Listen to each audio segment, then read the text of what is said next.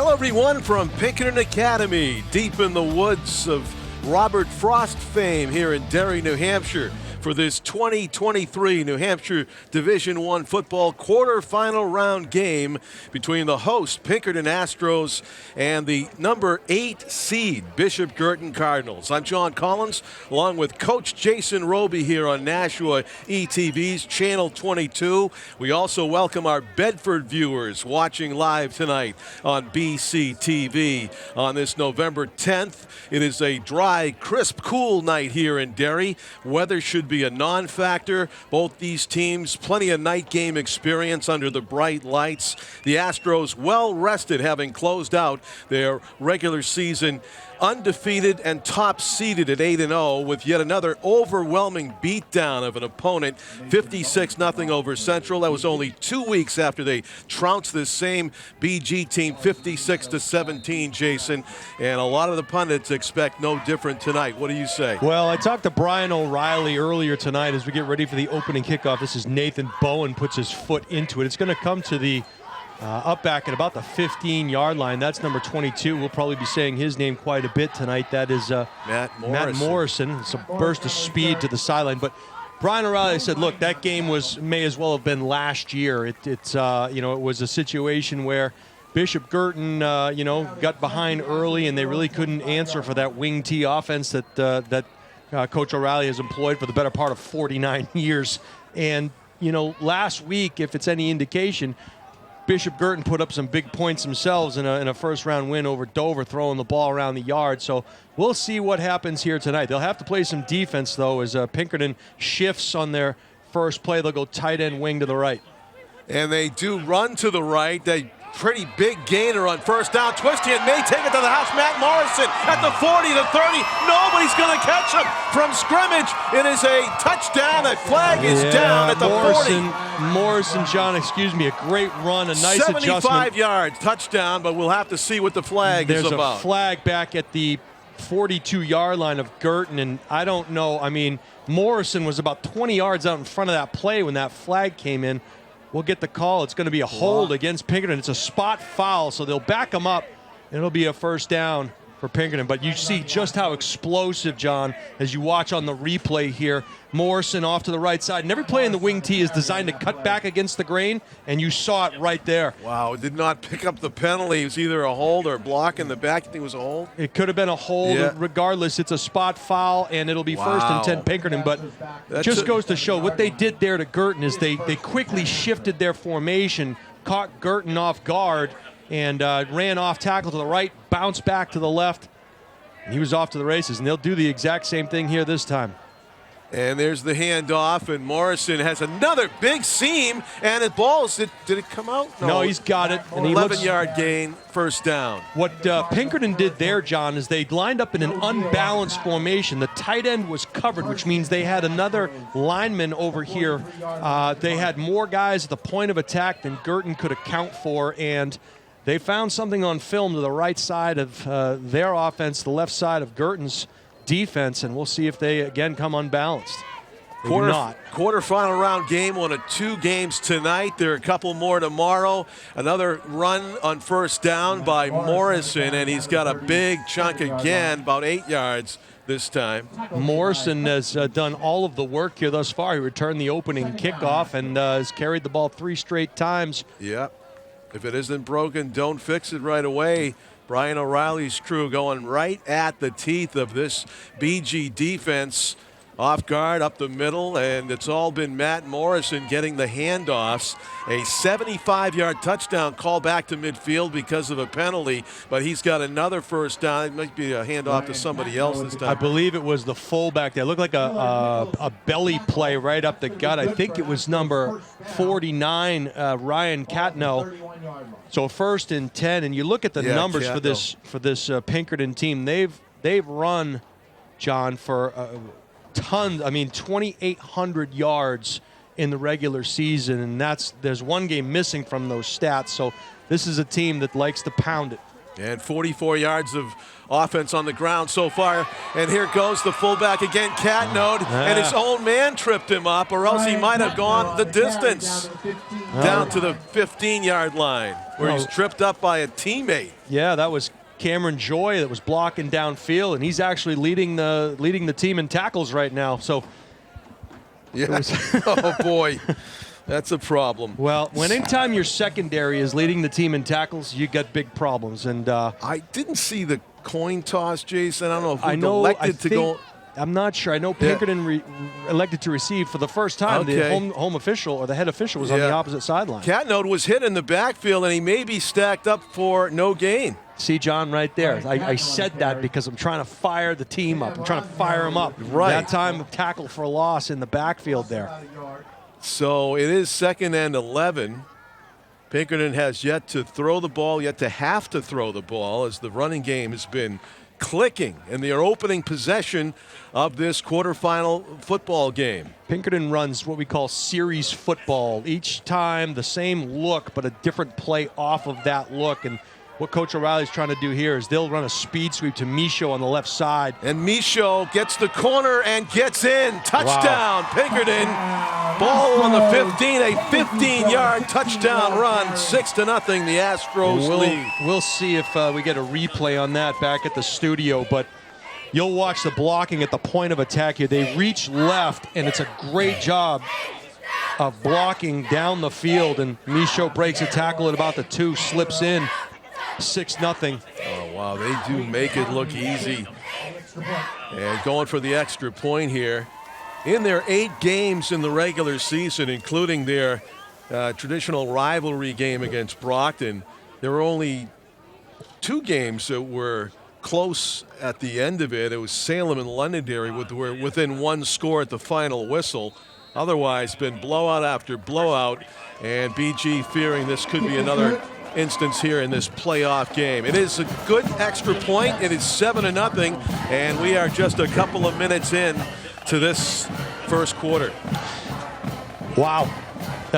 This is the first time I've seen Pinkerton this year. I'm very accustomed to seeing what kind of a team that they put out year after year, but the 2023 version, with 2 weeks to prepare for this one, saw something on film, decided to go with some movement, decided to try to go unbalanced and catch the Guertin defense off guard at the point of attack. They did just that. They ran a number of plays that worked off of, one another. You had 3 different Astros carrying the ball there, and it was an impressive thing.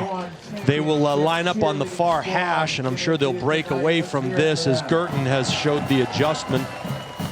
But just impressive. And speaking of impressive, we got to talk a little bit about Mike McDonough. He threw for 356 yards last week in a win, John, against Dover. That? Yeah, Wild West. It was indeed shootout. It was. The West we brought Division. NASA in to run the scoreboard. It was 6 touchdowns accounted for, 2 via the rush, 4 via the throws. Szymanski was his leading receiver with 11 receptions for 200 yards. We'll see if they can hook up at all here this evening as the ball is kicked off. It's a rainmaker. And it's fielded at about the 8-yard line, far side, and out of bounds near the 25, maybe 24-yard line. It'll be 1st and 10. This will be BG's opening possession. I did a double take when I saw that score. I was out of town, and I saw that BG had given up 42 points and still won by 2 touchdowns. They were never behind the entire game. No, it was. Yeah. And we talked about it, up in the booth, is that you have to score every time you touch the ball, otherwise you could be in trouble. And 2 of those touchdowns were, one was a kick return, 91-yard variety, right. and one was a pick 6 for BG. So it had a little bit of everything. It's not a game that defensive fans would have wanted to watch, but 98 points, great for an offensive-minded football fan last week as BG knocked off Dover to earn their way here. That was dubious prize, though, to come into here into Derry. Short gain on 1st down for the Cardinals. The football stadium here at Pinkerton's a good half-mile hike from the athletic facilities of the academy, and accordingly, the football team the Pinkerton team buses over here in full gear. There's a throw on the run. It is complete from McDonald right near the first. Oh, they say incomplete. Hit the turf. Yeah, they went motion and then motion back to trips, and they had 3 different levels, and there was actually a chaser route, and it was in his hands. It was a drop. I think it was Szymanski who had that opportunity. So it's going to be a big 3rd and 7, and We mentioned the run game is going to be important. A.J. Holmes carried on first down, picked up 3. We'll see if they have some kind of a screen game going here. That's where they made their hay a week ago. Mike McDonough in the shotgun, fakes the handoff back to the air, the quick slant, and it's incomplete. Yeah. Really had never a chance on that one. Well, I think they watched the film from last week, and a week ago against Dover, they had their way with slant routes and funnel screens, and clearly the Astros worked on those things this week as that slant route was blown up almost instantly. It was, and it's going to be 3 and out here for BG as they get into punting formation. Astros took it 75 yards to the end zone for and that could be close to a block. They had to kind of rush the punt as the Pinkerton end man, that's number 8, I think that might be Caruso, came flying in from the outside and nearly got a long arm on it. Pinkerton's going to have pretty good field position here. They'll set up shop 1st and 10 on the 40, John. And, Cameron Dillon, excuse me, nope, Jason. Yeah, that was the rusher that forced a bad punt. Well, 3 phases of the game. You have to do right. well in all 3, and so far Pinkerton has done well in all 3. So great field position here for the Astros. Not that they need the added advantage. There's Counter. a double handoff and a reverse, and great blocking ahead of the field. Taking it inside the 15, inside the 10, and down at the 5. You could see that play developing in the backfield. It was a wingback counter from the left side, and at the point of attack, Guertin had 1 defender and did his best. It was actually, if you want to critique, you'll watch here, the cut was actually back to the inside down the field, and I believe it's 22 again. That was Morrison. Yeah. Watch, his cut is to the left, and he tried to beat him to the pylon. So I guess if you have to critique something, that's what we'll do. It'll be 1st and goal from the 5. And that was Hersom, the quarterback, that was doing all that blocking out in front of Morrison, just textbook following the blocks of Hersom. Handoff, the fullback dragged down at about the 1. Wow, that was a great tackle. It looked like he was going to walk in there. Yeah, good touchdown saving tackle. It was Holmes, I believe, A.J. Holmes on the tackle. It was either Nichols or Holmes, but good job by the linebacking core there. It'll be 2nd and goal from the 1. I'm sure Catno was shocked that he didn't waltz in there. He just got pulled to the side at the last moment. But it may have only delayed the inevitable here as the Astros line up 2nd and goal from the 1. And that is not in. Just short. Well, interesting. The far side official away from the play. They might have touchdown, to talk about this. And the visitor side official didn't put his hands up at all, so they'll talk about it. Yeah, the far side official seemed to be confident in his spot short of the goal line. Yeah. And they are talking about it right now. Well, that's an instance, John, where you're on the left hash or close to the left side. They're going to call it third down. So that's a good call. They're erring on the side of caution there. Yeah. So I don't know. You might see exactly the same thing here potentially. This would be a great goal line stand. This would be something else if they could keep him. Yeah, on the 1 with all the firepower and the huge line that they have. They're going to go with the keeper, and he's in. Touchdown on the sneak by Hersom, and it is a 13-0 lead. They just went double tight end and ran it straight ahead, and that's series football, right, John? It's a matter of the speed at which you run these things. He had all kinds of red right there. They just moved the line. Well, and you don't give options to kids in this offense. You're telling them where to give the ball. There's not a lot of read option. There's not a lot of choice in this offense, and that's why it is so crisp. And we saw in the pregame they were running 4 offenses back to back to back, and each one looked as crisp as the one before it, because it's a system. Kick is up and good. It's 14-0, 6:32 to go here in the first quarter. I checked out some of the previous Pinkerton games this season on YouTube, and my first thought on looking at the screen, it's like a college team out there. I mean, these guys are stacked roster-wise. There's a lot of teams in football, and you know this well, Jason. You look around the state on the 4 divisions, and there's a lot of schools that are having trouble fielding a football team. Yeah. This is not one of them. Well, I think there's something to be said for continuity. I mean, Yeah. your head coach has been in the building for 49 years. You know, that sounds like hyperbole. You're being literal, yes, right? 49. literal. 49 years here, 46 as the head coach, and his staff has been with him for quite a while as well. And so, and let's not forget, this is the biggest high school in the state of New Hampshire, so they have a little bit more, to choose there's from. competition to get on the field if you go No to question Pinkerton, about right? it. No question That's about probably your biggest competition in a lot of cases. this is a well-run machine, but even you can't, it's the way they do things, it's the way they practice, it's the way they handle things that's ever impressive. And so kicking off, Peyton Harmony lays into it at the 40. It's a good end over end deep down to the 5-yard line. And it's being carried back up the middle by Alex Dolan up the middle. Got a seam. There goes Dolan. He's going to have one man to beat. 50. He got a block. And he just has one man. It's the kicker. And he is forced down at the 20. So Peyton Harmony did a good job of slowing down Dolan so that the posse could catch up, but it is a tremendous run back of the kickoff to put BG in their best field position of the night. And credit to Guertin. You'll see him head up the near hash. He got good blocking, a missed tackle there. He split the seam, and he had one guy to beat, and it was the kicker. And a good effort there as he continues to keep the legs churning. He'll get all the way down inside the 20-yard line, down to the 19. So a good shot in the arm there for Guertin. They'll come out in a quads look over to the left. So we have not seen this particular look. You got a V-trips and a split end or a flanker outside of that. So an interesting formation, but that's scramble not good. drill for the loose ball. McDonough's going to have to take the sack. Yeah, McDonough, it was a low snap, and it went between the wickets, and that's not the way you want to start this drive. Is now you got first, second down, and forever. As disaster on the snap. And Mike McDonough in a no-win situation there, just had to corral it and take the sack. We have a meeting going on down there between the officials. We'll try to see what they're saying. Do you think somebody grabbed him on the face mask? Maybe. The ball is spotted at the 35. We have a personal foul face mask. Did. And so that is a huge call. That was so unnecessary. It's probably a total accident by the tackling party that reached McDonough, who was basically on his knees giving himself up.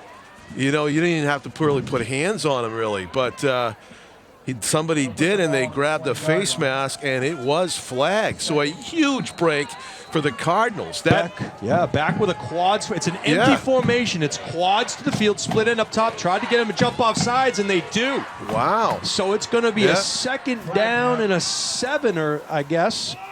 So neutral zone infraction, and it is a 5-yard penalty. It'll be 1st and 5. I wonder if they're going to try and take a shot to the one receiver side here, John, simply because they prepared very well for the funnel screens and for the slants. My guess is that they're going to try to single up on the top side. If you look top side, it's Szymanski with one-on-one coverage against the corner over there. We'll see what they dial in, because there's quad receivers over here. Also, because of the spot file and everything, it makes it uneven. It's 1st and 7. They doubled him. Wow. Up the middle, and a pretty good gain. I'm going to tell you something right now. I want you to see this on replay. These guys are schooled up so well. You're going to get quads to the field. Watch the top. At the last second, they double-team Szymanski. They got him pressed. They got him double covered. Oh, my goodness. Well, 2 weeks to prepare for this. You clearly know what you're going to do. I mean, that is just, what do you do? Wow. They go into their double wing sniffer series. I can't believe I just saw that. And another botched snap. McDonough's on it. Ball's on the ground. And Pinkerton jumping like they have it. Let's see. Could be disaster again. They're going to hand it to the official. And it is. It's Pinkerton ball. Astros take it on a turnover. John, I can't believe what I just saw. We just saw quads to single up Szymanski, and they almost heard me. They jump out and double team Szymanski. Oh, wow. Oh, and you know what the thought there is? There's no running back in the backfield. So they probably believe that McDonough's not going to run a quarterback draw against that front. So they go ahead and double Szymanski. It's just, wow. Brilliant. You like it? I love it. Yeah, It's too bad they had the fumble. They had a my great chance to goodness. go in and make it a one-score game. Instead, this good offensive defense machine's back. They stack them up. Yeah, it was a at the nice corner. read there by Ronzio. And what you had there is like a cross-buck action. They fake action to the left, come back to the right. And Ronzio was, I believe, first there. And a nice job by number 60. You're not going to read about that in the clip, but Yeah. Diego Mendez wrong-armed that. What that means is he blew up the pulling guard and forced the ball carrier to bounce outside, and it disrupted the timing. It sure so did. Great job there by the front. In other words, he doesn't get credit with a tackle, but And- here's a big seam, and they're going to exploit down to about the 35, 36-yard line. The Astros with a big gainer by Caden Michaud, and they turn it around after a stuffed play on first down, big gainer on Well, second. Michaud is averaging just about 100 yards a game here, and you know, they don't touch him till the second level. Great job of blocking Yeah. at the point of attack by Pinkerton. You know, you feel like the BG needs a turnover as well. That's about one of the only ways maybe he can poke one loose here and there. You cannot duplicate the finesse and the speed of this in practice. And here they go. They'll shift and try to gain an advantage to the point of attack. They'll run power off to the side. Morrison get tripped up in the backfield. He may have gained a couple, but no big gain on first down there for the Astros. That time Miller, Nichols, and friends was there to keep that gain at a minimum. But they obviously made an adjustment when they go tight end over. They shift into a different formation, a different strength, and BG was ready for it that time. So nice job by the Cardinals. They need a big stop here on second and long. Yeah, good call on the linebacker, Miller Nichols, number 6, with a nice read. Counter. And to the other side, and a good job of limiting gains here by the BG defense, as it'll be 3rd and 4 yards. It was Nichols again. They tried that wing-back counter into the boundary, and Nichols was right there waiting for it. Huge play here, 3rd and 4 for the Astros. They have yet to put the ball in the air, and I'm going to go out on a limb here and say you will not see your first pass. Really? Okay. They're going to stick on the ground, maybe do it. I like what Guertin's doing defensively, though, here. Yep. 2 downs, perhaps. They are going to hand it off, and this is Morrison for the first down. He's easily got the 4 and maybe a couple more to midfield. Yeah, Morrison just doing a nice job of reading his blocks, and he was just about to start that cutback towards the field, which is what every play is designed to do in a wing T offense. And they finally tripped him up, but he got the necessary yardage. Ball is just over the midfield stripe into Guertin territory. Jason, what taxes the defense more? A short passing game or running? I think the running, because there's physicality on each and every play. And here's It's some not more a of pass that. rush. It's Yeah. it's pass blocking against a pass rush, and It's more like a wrestling match. I mean, and it's, I hate to say the word demoralizing, but when you're taking it, you know, and they're just pushing you back and back and back, at some point it's tough. I mean, yeah. obviously when you're getting beat by the pass, that's tough as well. But from a physical standpoint, I think the run is going to do a lot more damage than the pass.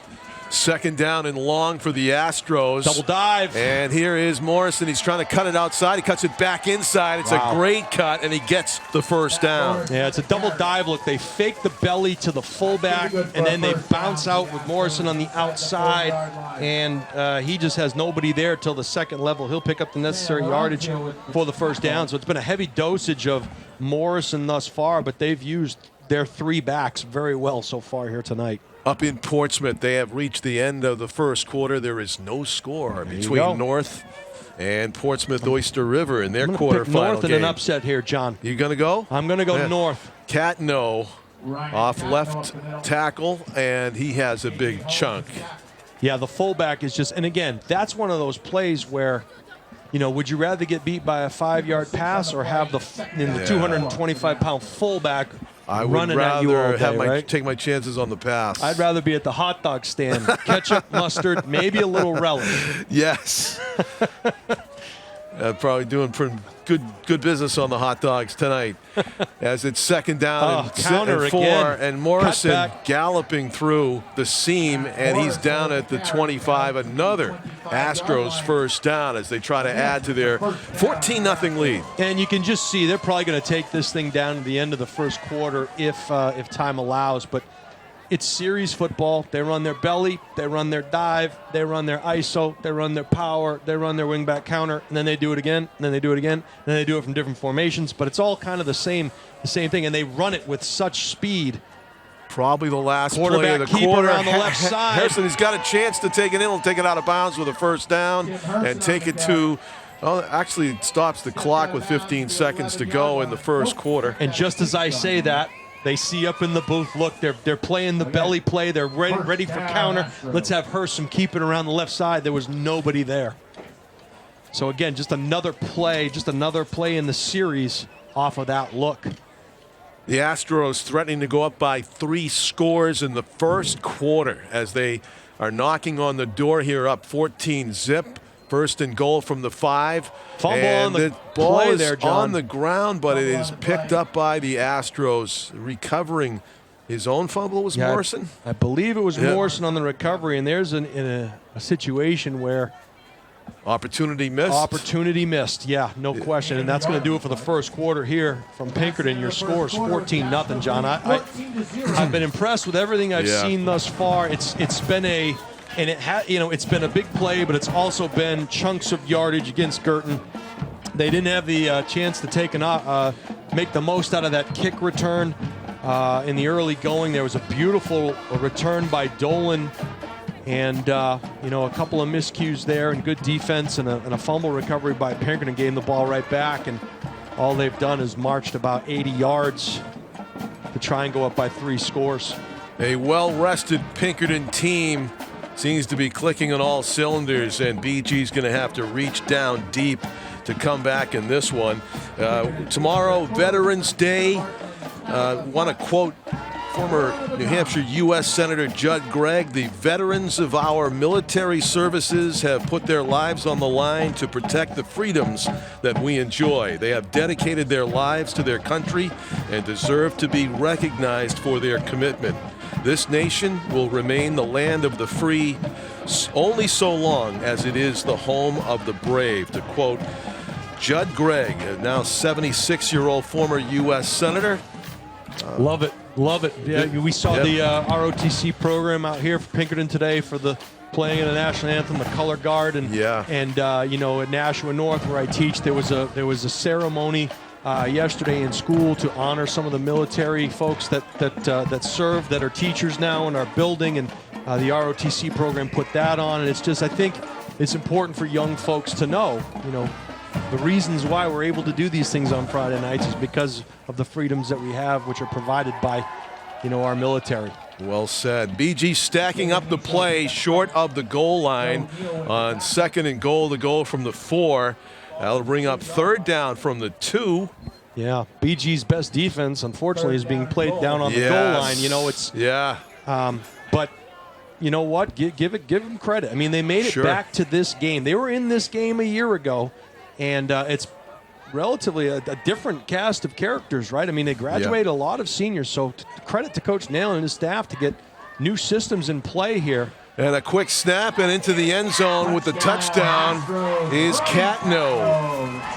Yeah, there was no answer there as they just blocked down at the point of attack. Catno runs untouched into the middle of that Pinkerton Academy end zone. But yeah, great blocking once again on the left side of the line. Just blew it open. I mean, number 79 is a big boy for Pinkerton. That is Joseph Pekowski, the tackle, who is a senior. He's got to be playing at the next level someplace. I'll take it a step further. Caden Michaud actually not as big, got a right shoulder in there and help. So they all block for each other. They do that. So very well. They will be tough to handle for the rest of this game and the rest of this playoff tournament, no doubt. Meanwhile, up in Nashua North, they're taking on the Portsmouth team, and even though Portsmouth's seated second, we have Jason predicting that the Titans will be able to pull that one out, maybe. I have a feeling that that this is a team that plays hard, they play fast. They have a couple of injuries in their secondary that could hamper them a little bit, but it's the second season. You can throw that undefeated season out the window, and North learned that last year as they got knocked off by the eventual champion Bedford Bulldogs in a 7-0 game, at Stellos. I don't know. I call me a homer, if you will. I kind of feel like North could pull the upset, and I hope they do. I hope they do. There's some good kids on that team. So Pinkerton will tee it up at the 40-yard line. We are bringing that game to Nashua area viewers on Channel 6. I can hear the dials going right now. I just keep it here.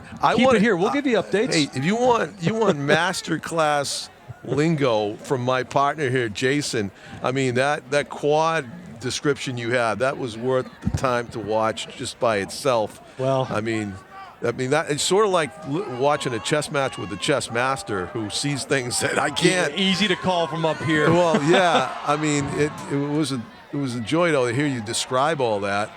Another nice return here for. Yep. Oh, Dolan, and he's drilled to the turf. I hope he's okay at the 37-yard line. It was a nice return. Guertin will start with good field position, and I'll share this with you, John. Two people. The question is often asked, do you want to have a bye week? And I think when you are trying to get guys recovered and rested, a bye week might be a good thing. But sometimes a bye week can make you complacent, can make you not prepared. Some coaches would rather play the game. I think giving this Pinkerton team a bye week is only going to help them. Yeah, I mean, they look like. Oh, here you go. Here's a little bit something different from the playbook. I love it. What's going on here, Coach? So right now, the center is eligible. The center is eligible. It's a timeout. It is legal. They have 7 men on the line of scrimmage. The center is eligible because he's the last man on the line of scrimmage. So you have quads over to the field, and you have a situation where into the boundary, you've just shifted your whole offense to the boundary. So people saying that's not legal. It is legal. The tight end is now the center. So he is the last man on the line of scrimmage. He can go out for a pass as well as the 3 guys. So if you're Pinkerton, all you do is you recount. And it can be confusing. I guarantee you that's what they're talking about right now. Just recount. We've already lined up to a quads formation. It's just quads. It's all it is. The guy snapping the ball is eligible. So we'll see if they get back into it or if they run a play from regular offense. But I love it. I love Coach Nalen. I talked to a BG parent today that said, they emptied the playbook last week, and I kind of thought to myself, I bet there's some more up their sleeve. I love it. I love it. And a good job there. Now they'll go roll rodeo. Out McDonough firing on the run, complete. Szymanski. And he is out of bounds near midfield. It is a first down for Cardinals. Nice execution on the pass and catch. And I'll tell you this, I love it because they didn't go back to that formation. They had Pinkerton thinking, they went back to their regular formation and threw it out to Szymanski, and that's they'll probably a play use that later, right? They may. Yeah. They may. I want to see it. I would. What was that? They made him use a timeout. Not that they needed a timeout. Yeah, but right. They burned a timeout. Now you're going to see Aaron McDonough here as he's empty now. They got 3 to the top, 2 to the bottom. Here comes the rush, but good protection. Puts it on Szymanski. And he shakes the tackler and gets inside the 30. I said Szymanski. I think it was Helmke, number 7. It was Helmke. Yeah, Helmke. Looks like a 2, but it's a 7. Yeah, he did a nice job of posting up, giving a big target. The key to beating Pinkerton, this is a Bill Hardy quote. If you want to beat Pinkerton, you got to throw early and you got to throw often. And those were the Nashua teams in the 90s, 96, 97. That we just came out and we threw the ball around the yard because they would line up in a cover 2, and a lot of times their concepts didn't match up with the routes we were running. Pass protection's pretty good for McDonough on last play, and again here, screen doesn't go anywhere though, maybe a yard. So here's what I would say. We already saw him blow up the slant route. We just saw him blow up a now route or a funnel screen. So clearly Pinkerton is well versed in stopping those plays, but they haven't handled the mesh or the intermediate route. So we'll see if Guertin goes back to those things. Split end Ronan Balistreri was the recipient of that 2-yard pass reception. And now it's 2nd down and 8 for the Cardinals. Speed Handoff. sweep. He's got the edge if he can get a block. He Trying does. to turn up Sam Fayad, gets stopped at the 20, and it is a gain. Oh, it's a gain of It's going to be about short about 2. He's going to have a and right Yeah, now, two you know, down John, territory, you got, obviously. Yeah, you got 2 tries to get a long 2 yards, 2.5 yards. So I like the play call. I like what Guertin is doing here, and it keeps their kids, interested and engaged. Sure. Putting the ball in the hands of their senior quarterback, Mike McDonough. He's going to be putting it up a lot tonight, you would get a feeling. He's looking left. Pump and go. He's got They some got protection. Going up top. Complete. Inside the 5. Pylon. Touchdown. Touchdown. BG. Mike McDonough pump fake. He took that upfield shoulder and pumped it. Got the defender to jump, and you'll see it on the replay. Little out and up there, or it was Ronan either. Ballestieri with a tremendous catch and reach for the touchdown. You'll watch here on the trips. It's a pump and go, and they make it look like it's going to be a funnel screen. Ballestieri fakes blocking and then heads to the pylon, heads up play, and Guertin is in for 6. Well done. Well, that'll make the red zone montage with NFL Network, I think. It's in. Yeah, the so kick it just barely gets over the bar, but we have a 2-score game. And the formula, the magic formula for BG, put the ball in the air. Early and often. And go Right? deep, because we know the slant game is going to be covered. We know the screen game is going to be covered because that's what they ran so effectively last week against Dover. The deep ball, however, the ability to get some one-on-one matchups. Hey, look, your receivers out there are 6'4", 6'5". I would rather have a 6'4", 6'5" guy going up against a 5'10" guy any day of the week. I don't care how slow or how fast they are because you got to run my speed to cover me. And now it's a jump ball. I like my guys' chances. As you just saw, Ballestieri came down with a well-thrown pass. A high pointer from Mike McDonough. Hey, if you turn the channel, John, you better get back missed here. that. You Yeah. missed that. You better get back here. I'm sure people are double watching both of our games here in channels 22 and 6 here on Nashua TV. We also welcome our Bedford BC TV viewers to this one. It is fielded at about the 17. And Michaud's got a seam. Michaud's got a big seam to the left. He is tough to bring down. He's loose. Michaud's going to go the distance. It's going to be a run back of a kickoff for a touchdown of about 83 yards. It was Morrison. Matt Morrison goes the distance. I only know that because the only guy that had a chance to get him was number 20. Almost tripped him up there. Wow.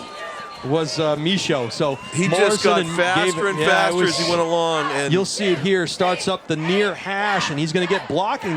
This is a design return to the field, and you can tell by how well they're blocking there. Missed tackle. he went with the wrong guy. One of the BG players was trying to tackle a guy without the ball. You see, he almost tripped him up by his own player there. Yeah. But goes the distance. So that's a nice answer for the Astros. And they're going to go for the extra point, a kick The here. 1 point, yep. Wow, they got that back quick. Wow.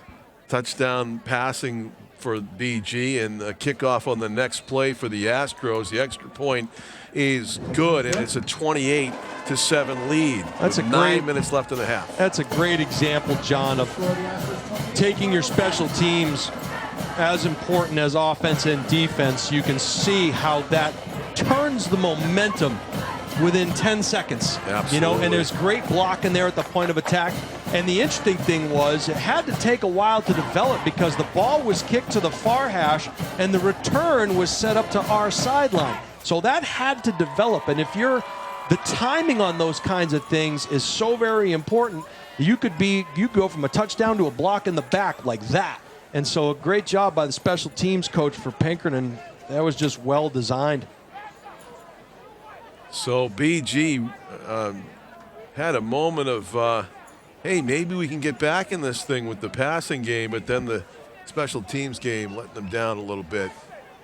7-0 Portsmouth, 5 minutes left in the first half. Okay, so that's still a one-score game, but the Clippers take the early lead. Or the first half lead, I should say. This is a Pinkerton team that averages about 42 points a game. And They only give up 13. So obviously it's a well-oiled machine as Guertin prepares to return this kickoff, and we'll see if they can dial in. They've had a couple of good returns here. Unfortunately, they've had a lot of opportunities too. This is from the 2, and Dolan to his left, trying to break through the line, gets out to the 25. That's a good return. That's a 23-yard return. He read his blocks nicely, and a good job by Guertin. They'll start with decent field position here. Alex Dolan, just a sophomore. We look forward to more great kickoff and punt returns from him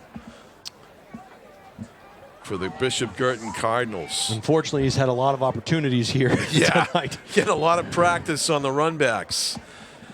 So Guertin will come out. I'd be interested to see if they go back to that formation. You can't take it home with you. I'd love to see him run it again. Here you go. We got a it looks like an unbalanced. It's a ace look with trips to the field. Empty backfield, straight drop, like 2 steps, and McDonough can't find anybody. He's going to scramble to his left, throw on the run, complete to Balistreri. We got a flag on the play, though. I wonder if we'll have a holding call here. It was a nice job by McDonough to move in the pocket. And we do. That's going to come back. That was a seed. McDonough threw that thing on a rope. He had to bounce it out. Yeah, there's your hold there's there. Your hold, yep. Tough call. Nice catch. Nice catch. Good recognition there. Balistreri, nice job of getting that foot down. So unfortunately for Guertin, it'll back him up. It'll be 2nd and 20. Defensive lineman Luke DeLange was putting the pressure on to McDonough, and he was held according to the umpire on the field, and or the referee, actually, the white cap called it. Pretty good protection there, John, by the front 5 of Guertin. It's been pretty good pass protection tonight. The blitz. Nice cut. And a bounce off and a fumble, and Pinkerton's got it. Oh, disaster strikes again for the Cardinals. It was a nice move by Fayed, one of the running backs. He came in through there, made a nice cut to his right, and the ball was just hit out by the left shoulder pad of Anthony Caruso. Yeah, great hit by Caruso, and just knocked it right out of the hands of Fayed. He got to secure it in that situation and did not. And the Astros getting more help that they really don't need. Another possession. Murphy's Law tonight here. Yeah. But I like the things Guertin is doing. I mean, this is a situation. Pinkerton has done this to everybody this year. Right. And the fake handoff and a swing pass to Catno. Catno at the 5, knocked out of bounds. First down, Astros, 1st and goal inside the 10. So Coach O'Reilly going into the playbook and dialing up some pass game stuff, and I like it. It is the first pass. It's a nice ball out there on the edge, and anytime you can give your fullback a head of steam running in there, Balistreri kind of lowered the shoulder, and we'll get credit for the tackle, but that's a tough one when you see him coming at you. Yeah, it sure is. They run into each other. Catno with the handoff, bounces off a few tacklers, spin move, driven to the turf, but gets it down to the 1. You know, that was a broken play and just a quick feed of Michaud to keep it going. He bounced it out. Holmes was in there on the tackle. He got help from some of his other friends. A nice job at the point of attack. Could have got a holding call there on the edge that wasn't called. That was Michaud. He actually ran into Catno, that did Hersom, and was able to make the handoff to Michaud. So again, they're down inside the 1 here, John, with a chance to go up. I guess they put it at the 2. 2nd and goal from the 2. Delay on an isolation. And waltzing in behind this blocking, Matt Morrison, who just scored that run back of 83 yards on a kick return. He gets another touchdown within just a couple of minutes, maybe less than a couple of minutes. Morrison takes that step backwards, allows his fullback to run the isolation up on the linebacker, and just kind of heads in. You'll see it here. Morrison will step back, wait for Pat now to clear the way, and at the point of attack, there's just no one until he gets 2 yards deep into the end zone. Classic use of the fullback and the blocking, and EG overwhelmed. So they're going to go for another extra point here, and they're trying to go up by 35-7. Harmony's kick is good. One thing I noticed here is we haven't seen Connor Lennon, right. I think he may have gotten hurt maybe last week against Dover. He usually does some of the kicking for Bishop Guertin. Haven't seen him on kickoffs or the extra point that they had, so hope he's doing all right. So 7:51, John, to go in the first half. It's 35-7. So 4 minutes left up in Portsmouth. That's still Portsmouth 7 and Nashua North 0. Our producer and camera crew here tonight, Dylan Smith and Tim O'Neill. Thank you for putting us on the air and making us look good here at the sideline of Pinkerton Academy in Derry, where it's about a half mile from the main buildings of the academy. They actually bus over the team. They get dressed, full uniform, pads. They've had their helmets on when they came off the bus about an hour before. I guess that's part of the time-tested routine pregame that Brian O'Reilly has developed over the years. And is he the greatest coach of all time in New Hampshire? Well, I mean, he's in the conversation. You have Chuck Lenahan at Plymouth High School. Certainly Rod Woughton, who came over from Maine and was at St. Thomas for many years, and then Dover. Talking about dedication of your life to a calling. Bill Ball is in the conversation. There's a lot of good coaches here in the state. I was remiss to leave those guys out. Thank you. And Bill Ball, that'll be a touchback. It'll go to the 20. Bill Ball has been at it the same amount of years as Brian O'Reilly. Wow. So they've both been coaching for 49 years. That's unbelievable. Right. And there's a direct correlation between the success of your program and the longevity and the amount of time you can keep a staff together. It's a lot of teams will catch lightning in a ball in 1 or 2 years, but if you can keep doing it year after year after year, you have to look at your coaching staff.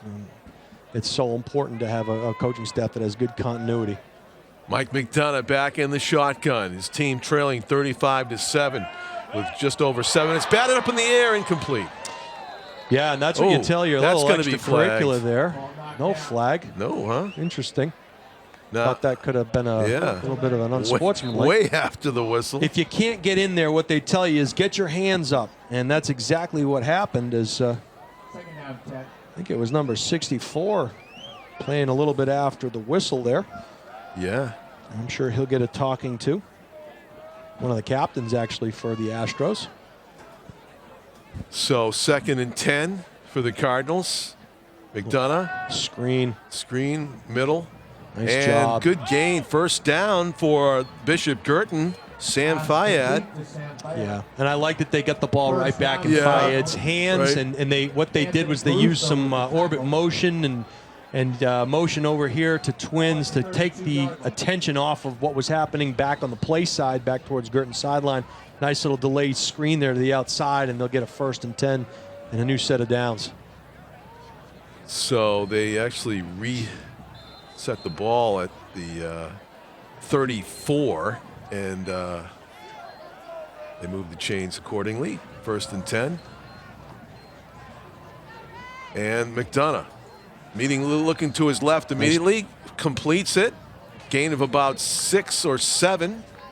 Far side. Nice touch pass there by McDonough. He's doing a great job. And, the thing about McDonough, and you'll watch here on the replay, he finds that window, and his receivers kind of don't run into the coverage. And as a result, they're just going to, take what they can. And that's Franco on the reception. McDonough's thrown, by the way, for over 2,300 yards this year. So he is a huge reason why they've had the success that they've had this year. He's completed 65% of his passes. That was good for 7 to Franco, and it's 2nd down and 3. Quick hitter to the right. Complete to Will Helmke, and he is driven to the turf for no gain. And I'll tell you why I don't like that play. You're running your number 3 receiver back in towards the line of scrimmage without any help blocking. It's an easy read for the front of Pinkerton. Right. Usually if you're going to run a play like that, you have some blocking set up for him so that he has a chance. They lost a yard on that play, maybe 2. And that's probably like one of the pass plays they practiced for after watching the BG Dover game last week, right? That's exactly correct. And so they want to go deep, maybe. Let's see. McDonough looking deep to the left, now Good in the middle, and he's sacked. I'm going to tell you right now, they brought a player off the right edge. You'll see it on the replay. It was a linebacker, number 44. That's Ben Quintiliani. And there were two guys there to account for him, and neither one of them blocked him. You'll see it here on the replay. Here comes Quintiliani. He runs by the guard, runs by the back, and McDonough has no chance. That should have been an easy pickup right there by Guertin, and they missed it. Yep, and McDonough was surprised as anybody. He sensed he had two guys protecting that side. Correct. And all of a sudden he's wrapped up and down, and it is 4th and long. BG forced to punt despite being down by 4 scores. Ball straight up in the air. Yeah, that's going to be that's going to be a good thing they downed it, because that was going to be a negative yardage on the punt. That might be I don't know if that was that's a 4-yard punt. That's hard to do. It is. 4-yard punt. So, great field position for the Astros, and they'll say it again, not that they needed. And here's that punt again. What happened? Just shanked it straight he up? just he felt some pressure coming off of his left side, and maybe just got underneath it too much. That really came close to hitting one of the Astros. Yeah, which that would have been the best that would have been, scenario. No doubt. And maybe that's the idea: kick it into a crowd, kick it into a crowd, and hope it hits a red shirt. Surprise somebody. Yeah. So Pinkerton will run. They'll go tight end wing with a slot. They'll motion back, and they're going to run a counter again. Morrison going wide to the wide side. He has an opening, cuts it back. First down, gain of about 12. Forward progress. Still moving. They're going to call him down at about the 25. But you see the play develop, and I guess the one thing you would say is you wonder if Pinkerton is set for a second before they send that motion. And here comes the counter to Morrison, and nice blocking at the point of attack. Look at all that blocking, and really didn't get hit till right there. And look at the downfield blocking to set up the cutback. It's just... It's systematic football, John. It's just something that if the play's going away from you, you'll watch the linemen run down the field and attack the secondary, and they try to create that cutback lane. It's really impressive. One-step drop slant. It is complete. Short gain on first down. And clearly, Pinkerton is not known for their passing game. I think they average... Gosh, I think they average maybe 35 yards passing a game. I think that was brother to brother right there. Hersom to his brother Daniel, sophomore. 53 yards a game passing, excuse me, John. Timothy to Daniel. Oh, there's a run sweep into the boundary. Yeah. Very quick and tackled way out of bounds. Flag flies. We're going to get a flag. I think what happens here, John, is the contact is made in the field of play, and then he just kind of rides him 3 yards out of bounds. I don't think he purposely hits him late. We'll see here. I agree. That's exactly what happened. But contact in the field of play and just holds on. He shouldn't have pulled him down. No, I guess. probably not. And that's Holmes. And that's a frustration penalty, right? That's a situation. It's going to give you half the distance to the goal, I'm guessing. Personal foul is the call. Yeah. So it'll be 1st and goal from inside the 5 for Pinkerton. Yeah, Pinkerton, very good chance to go over the 40-point plateau here in the first half. Make it an early evening, potentially, huh? Right. The running clock. Near hash, isolation, handoff, and that's Michaud. Nice job down on the goal line again. Yeah. And the tackle, the kind of a shoestring tackle made by number 34, Theo Leonard, was the reason he didn't get in. It's a nice job at the point of attack to just battle down inside, you know, and you got to hand it to Guertin. I mean, there have been a couple of turnovers. There have been miscues on punts, things that really you haven't seen all year from this Guertin team. Some of it caused by your opponent, no question. Some of it self-inflicted. Handoff, Catno he's in. Touchdown for the fullback. Ryan Catno makes it look easy. And it is a 41-7 lead with the extra point to come here in Derry. A lot of the talk around the state, John, and I hate to say that the game is over. There's still a half of football to play, and anything can happen. But people are saying that the Bedford team that they're seeing this year is unstoppable. I'm going to tell you right now, this is as dominant a performance by a high school team as I've seen this year. And this is a good Bishop Guertin football. This is a team that won 7 games this year that they're doing this too. Right. So This is a pretty good good team. Bedford, It's going to be a tough out. Yeah, a lot of people think Bedford. Yeah. But and Bedford did not play Pinkerton during the regular season, correct? that is correct. Both are undefeated. Of course, Bedford is the 3 seed. Yeah, interesting. Bedford's the 3 seed. Portsmouth is the 2 seed, and Pinkerton is the 1 seed. So they would not meet until the state finals if they were both to advance that far. But there's still a lot of football left to go here. Yeah. The 2 seed, Portsmouth, leading North at halftime now, 7-0. There it is. So the task is clear for the Titans in the second half. The one question I have, and I don't have the stats, is this.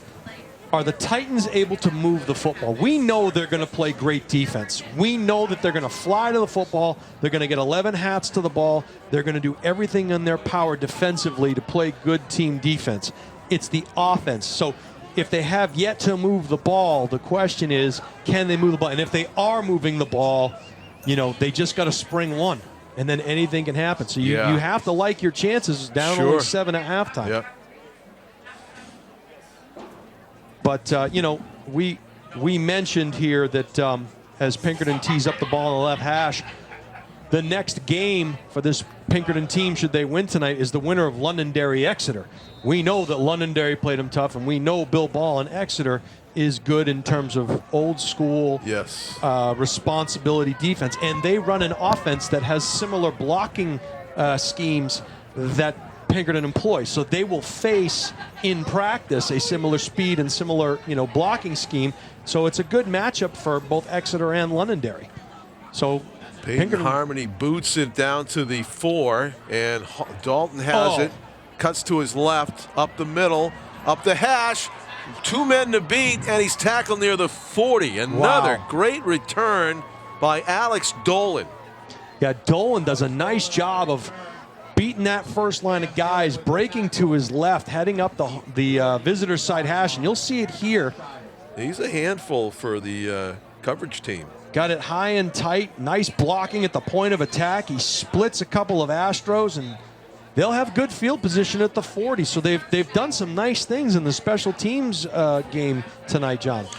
One thing that they haven't been able to do, this Bishop Guertin team, is get a takeaway from Pinkerton. They have done so much right, the Astros, including not turning the ball over. McDonough goes down the middle, and interference. And I don't see a flag. I don't know if he was playing the ball. I'll tell you, first of all, great protection, by the Guertin line. You'll see they come on a stunt. Early. They pick him up. And I thought he got there a little early. Yeah, he definitely did. He ran through the receiver, no call there. Yeah, they said he timed it well. Yeah, Jason said he was there early. He timed it if he was trying to get there early. He timed it perfectly if you want to get there early. My opinion doesn't count, though, I guess. If you're not early, you're late. There's a completion and slipping a tackle, going kind of sideways, though, on the reception. It was Szymanski again. They're running that funnel screen, and that took him a little further than he would have liked. The play is designed to get to the middle of the formation and then break back out this way, and you kind of ride that wave, that tube, like you're surfing, But unfortunately, there were some great whites in the water, just unfortunately waiting for him. McDonough back in the shotgun. He's got one guy to block for him. He's got a scramble, throwing the run. Man. Back shoulder complete, now incomplete as he hits the ground, not able to secure it. Helmke, a well-designed or well-thought throw there by McDonough. He put it right on the money, actually. Yeah, it was a good play, a good pass by McDonough to Helmke. Good coverage, too, by number 20, Michaud, but he's a little shaken up there as he runs back. I'll tell you what, I'm taking another shot at Michaud right now if it's me. And again, he's a great player. They're going to probably call timeout. 4th and 8. Punt. We'll see what they might go for this. We'll see. I would go for it, Jason. Absolutely. I mean, especially after the last punt. Michaud's banged up a little bit. He'll head over and see the trainer, Jamie Boudreau, on the Pinkerton sideline. Was he the guy that was in the He blocker? Was in coverage. Oh, he was in coverage. He was in coverage. He's the Astros guy. Yeah. I thought that was a tremendous hit that you saw it in the backfield to protect the quarterback. Yes. Yep. I think it was number 25 for BG that protected. Maybe not. It was the running back. Maybe that was next Holmes, 27. Possibly. Potentially. Yeah. Yeah. Yeah, that was a hard hit, though, in the backfield. And that was just to give McDonough enough time to throw that ball on the run. So we'll keep an eye on that. Yeah, Michaud. Michaud's on the sideline now. He's kind of stretching it out a little bit. Talk to the trainer, and he'll be off on this play. BG going to go for it on 4th and 8. You got 2 backs protecting in the backfield, and they're going to bring heat from the middle. Nice pocket there, and a nice pass, and it's going to be enough for the first down, I believe. Yeah, good fight for Szymanski after he got the pass. He's able to just lean over and get the ball to the line to gain. Can't credit that offensive line enough as McDonough just stood it. What a clean pocket. He didn't even have to climb the pocket. He just stood in there, fired a dart. First down, Guertin. That pass protection has been a highlight. Straight drop for McDonough over the middle. Now that should be a flag, no? You would think his arm was being pinned down, wasn't it? His left arm was being pinned down? I thought so. You know, there was a guy open on me. We'll watch the replay. Had the height advantage. It's a post pattern. Yeah, maybe not. I think there was a little hold on the left arm, but he's not asking for it. So no. You got to get up and do one of these. Yeah, right. You know, like what? You got to throw your arms up. Those seems to work on the NFL level when they do that. So they'll go trips to the field here. To the wide side right, and a timeout is called by Pinkerton before that snap. Yeah, Michaud back on the field, by the way, John, for the Astros. So it's good news for the fans here from Derry. As we admire the work of the majorettes and the band down here, they're going to be taking over at halftime, no doubt. It's just surreal that we haven't reached halftime yet when you look up on that scoreboard and see 42 points, Jason. Yeah, it's really impressive. It's a machine. It's workmanlike. And here's the thing, too, John. When you play a team that is equally as good and you are unable to move the ball, there is no magic formula. You continue to do the same things that you do with hopes that, you know, you break one or you can win a low-scoring affair. This is a Pinkerton team that's going to be a problem throughout the remainder of this tournament. And the snap to McDonough on 2nd and 10. Straight drop, looking deep down the middle, and it is almost picked off. And there's the flag. And what did he do? He threw his arms up. You see what I mean, John? He threw his arms up, and the flag came late. And I'll tell you what happened there. There was 2 of them in the end. It was Helmke again, and he's going to get – you're going to see coverage come from underneath. It's a too deep. It's a man under 2 deep employed. And right. And there is and watch the flag comes from the grassy knoll over here on the left. There's another one. Back into the left, right? Yes. So pass interference on Pinkerton, and that's going to move the sticks. I believe it's going to be a first down for Guertin. So as Tom always points out, it's not a spot foul like in the NFL. It's not. It's 10 yards from where he throws it? Is that what it is? Or where the line of scrimmage was, I guess. It is a first down. 1st and 10. I want to see that play again when they put all 7 guys over there. You say the center's the tight end. Well, they're gonna talk about it at halftime. I'm sure. There goes Holmes. Up and a nice the middle. job blocking, and Holmes gets down to the 20. I think BG caught Pinkerton thinking pass, and they came with a run there. So nice job of play call. We'll watch the line movement here. They were convinced it would be another pass. Oh, a nice pull there by 77. Good job by the Guertin front. They blocked down, and Aaron Chimalecki, one of the captains, pulls to his left. Kick out block. Nicely read by Holmes. First down, Guertin. 1:16, clock ticking down. We'll see if they take a shot here on the boundary side. Nope, they're going to back off, take away the slant. 1st and 10, 2-step drop. McDonough fires across the middle, just ahead of the intended receiver. And I'll tell you incomplete. what happened. If you can see that instant replay, they drop a linebacker, number 25, at the last second. That's Savis, I believe. And he drops back, and he plays underneath the slant. McDonough waits for him to clear that coverage and then tries to put it on him. So he doesn't miss it by much. That disrupted the slant. Balestreri, the intended receiver. It's 2nd and 10 from the 20. You got a stack here. Don't be surprised if they hand it off to Holmes again. And he's looking to his right, rolling to his right, throwing on the run. It's complete. Down inbounds is Helmke. and it is at about the 12-yard line. Clock is running, so we're at 48 and counting. Guertin got to hustle up to the line. It's 3rd and 2. If they get a first down, the clock will stop briefly. All right. Let's see what they come up with in 3rd and 2 here. 40 seconds. And another timeout taken this time by BG. So that's a tough one, because if you're going to call timeout, do it early in the clock. Oh yeah. You know, yeah, you had 10 seconds. 50 seconds on the clock. Yeah. If you're going to call timeout, do it then. But maybe they didn't see something, they didn't like. Until they got up to the line. They do not have. I'm not sure they have any timeouts left. It says they do not. I feel like they might have one, but I'm not sure. But yeah, it feels like they only used a couple. But the ball is on the 12-yard line. 36.5 seconds to go here. Guertin threatening. Be nice to get into a shootout like last week. Well, they got the guy pulling the trigger. Yeah, they do, right? And you know what? He's not shy. He'll throw the ball in there, and he's put it where it needs to be. I mean, it's they just take away those special teams plays, man. That would help, but or maybe get a turnover. But woulda, coulda, shoulda. This Pinkerton team has done it, as Jason said, to so many teams this season. Here's your quads look to the field. They're going to double team Szymanski on the bottom of your screen. McDonough's going to keep it. And he is dragged down. No, he slips the tackle, and he gets inside the 5. First down. Okay, you got to get on the ball now. The clock is stopped while they move the sticks. It's going to be a 1st and goal, but you got to get on the ball unless they call timeout.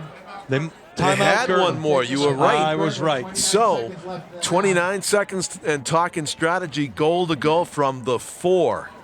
Looking good at this point. Well, you throw it in the end zone and nothing bad. I mean, the clock's going to stop one way or the other at this point. So you got 1st and goal from inside the 5. And realistically, you could probably get 4 shots at this thing if you do it correctly. And just don't get tackled short of the goal line. Don't throw it short of the goal line. Right. I like the play call with McDonough running an empty quarterback draw. He kept the legs churning, got in there, and we talk about kids that compete. He threw for 4 touchdowns and ran for 2 more last week. And he was just an impressive game. And Aubin, the kid from Dover, every bit as impressive. I mean, you saw 2 of the premier quarterbacks in the state last week. Aubin from Dover, a heck of a baseball player too. But this McDonough kid is pretty special. He's had a heck of a year.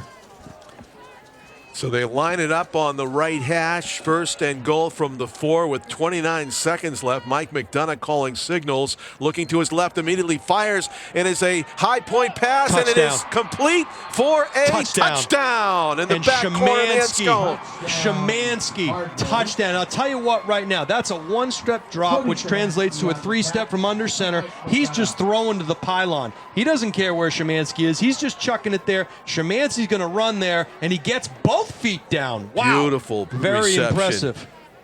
He just came this close to a taunting call, too, well, as he got up. He got into a little bit of back and forth last week with a couple of kids from Dover. And you know what? Hey, the kid's a competitor. That's it. The kid is a competitor, and that was a heck of a catch. Like the sure hands. Sometimes you don't see those guys secure those on Sundays. That was a nice play, pass and catch. Going for 2. Going for 2, and it's a traffic jam near the goal line. I don't think he made it. No, they're going to wave it off. So it was 6 points. That's it. 42-13 with 24 seconds left. So here's a question for you, John. Do you squib kick this one? Yeah, you do. I don't think you want to kick deep to Michaud or to Morrison. Kick something that's really difficult to pick up Maybe off the turf. Onside kick it. I don't know. Yeah. I don't know. Squib kick it away from the deep man. Try not to kick it out of bounds and all that. So you think about the plays that Guertin has scored on and how they've done it and how they've moved the football. It's been by one-on-one matchups. They've really taken advantage of the one-on-one matchups, and because of that, they've got 2 scores. And you have to wonder, are they going to try to line up in more formations like that and just say, okay, this is what we got. We're getting good protection from our offensive line. Yeah. Let's try to exploit some matchups here in the second. And I would say, too, that, when you're down this many scores to try for the impossible, it's about the only way to go. Is just put the ball up and hope you get quick scores. Well, that, and you notice A.J. Holmes had a nice run down inside the 30-yard line because they probably thought pass. Yeah. And Holmes exploited that and got a. You know, they had the nice block up front by Chimalecki. You could mix one of those in here and there, but you can't really afford his methodical drives for the second half because, you know. And I'm going to go back to one other thing here after this kickoff. It is a short kick. It's a live ball. It's going to be picked up there, brought back to the hash. Again, Morrison's got blocks and he's gone. They're not going to catch him. Matt Morrison's doing it again as he turns it into a track meet. Touchdown. Now that could be a taunt right there. That could be a taunt right there.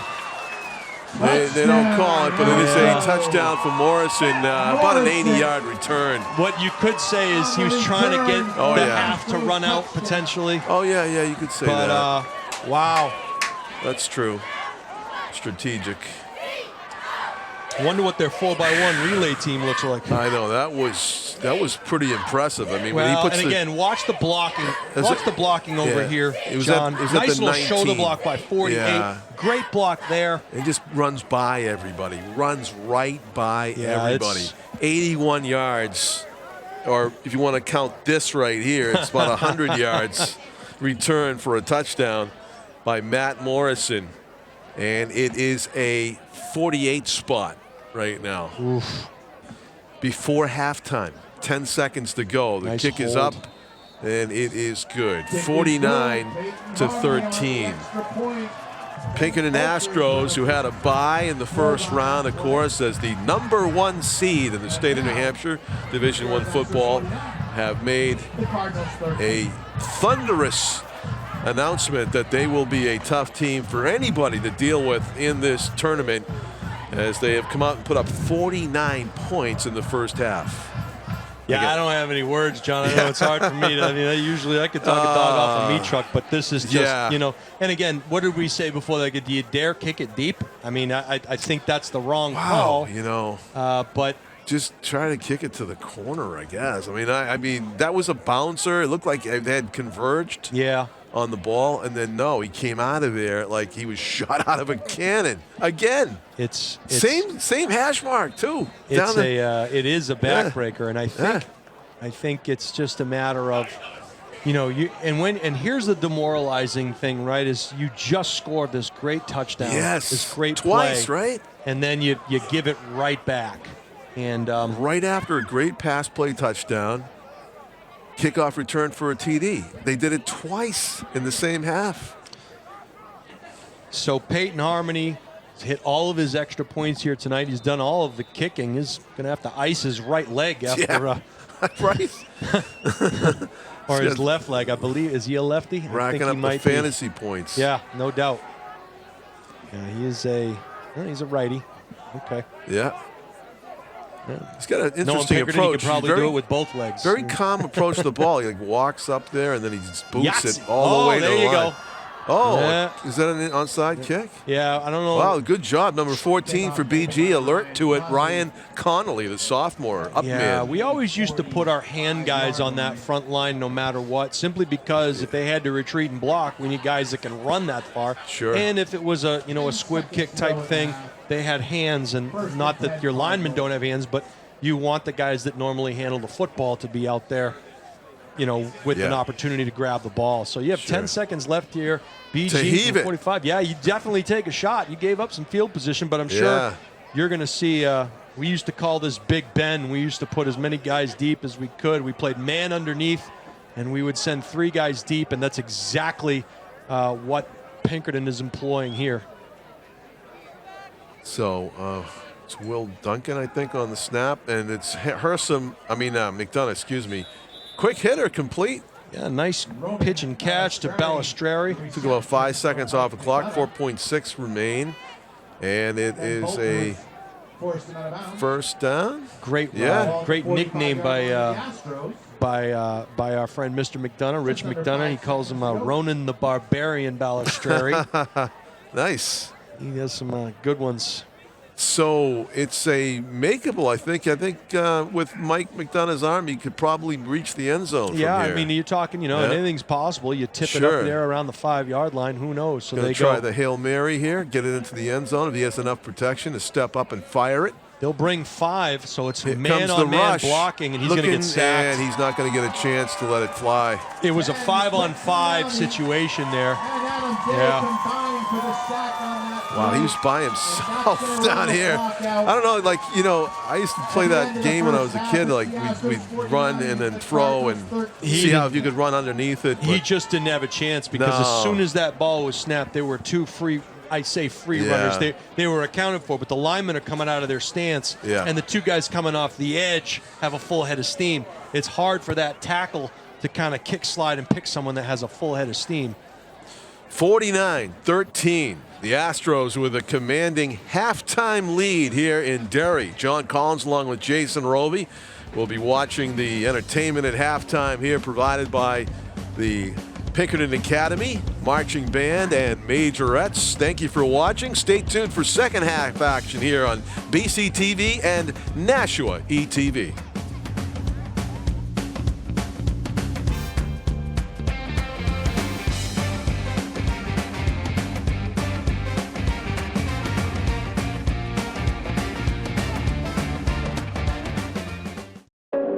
I wonder if you know that I want the best for you. That I know what you're going through. I know things aren't easy, but you still show up. I wonder if you know that we can get help. That we don't have to go through this alone. Let's see how far we can go. Love your mind.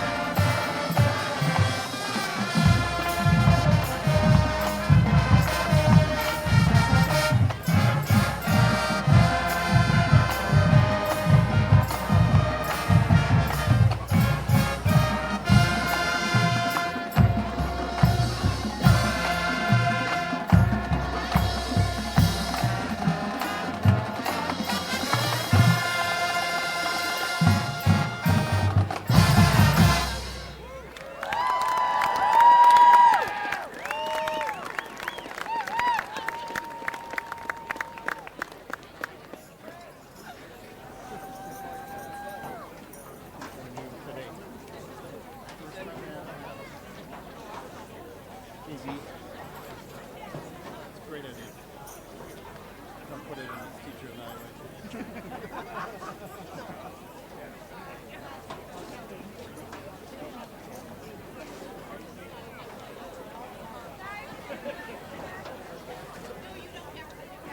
Get the kids warm.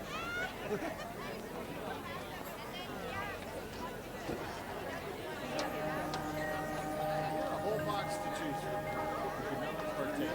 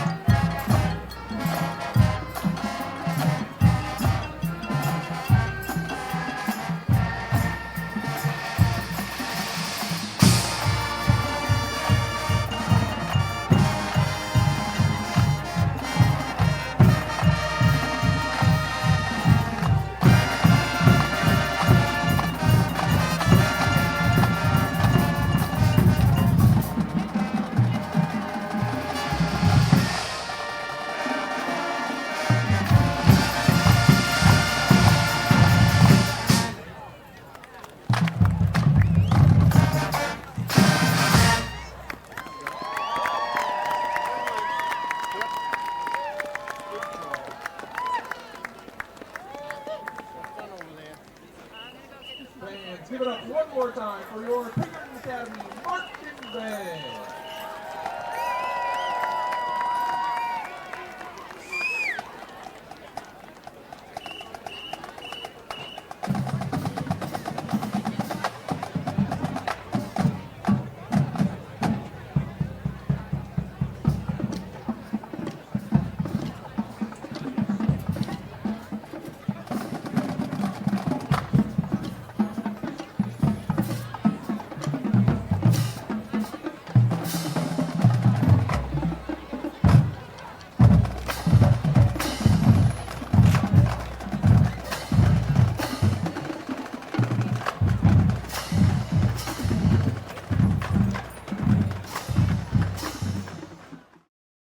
There's been another deadly shooting at a local elementary school. According to authorities, the suspect acquired the gun from a family member's home before using it to take the lives of innocent children and teachers. Store your gun securely, locked, unloaded, and away from ammo.